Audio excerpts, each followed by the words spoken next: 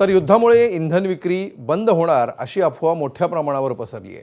त्यामुळे अनेक ठिकाणी पेट्रोल पंपावर वाहनधारकांनी मोठी गर्दी केली आहे। अनेक जण अनावश्यक पेट्रोल खरेदी करताना पाहायला मिळत आहेत। या पार्श्वभूमीवर नांदेडमध्ये जिल्हा प्रशासनाने पेट्रोल खरेदीवर नियम लागू केले। दुचाकीधारकांना 300 तर 4 चाकी वाहनधारकांना 1,500 रुपयांचं इंधन देण्याच्या सूचना जिल्हाधिकारी राहुल कर्डिले यांनी पेट्रोल पंप चालकांना दिल्या आहेत। आम्ही आज रेशनिंगचा निर्णय घेतलाय।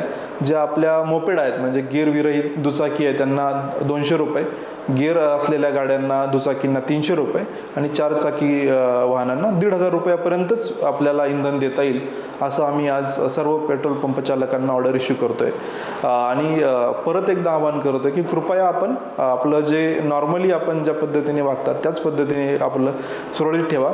आपल्याकडं पुरेसा साठा आहे, पुरेशी आवक आहे, फक्त ती प्रचंड अतिरिक्त डिमांड विनाकारण निर्माण झाल्याने अशा प्रकारचं पॅनिक तयार होतंय, ते कृपया आपण टाळावं। एबीपी माझा, उघडा डोळे बघा नीट।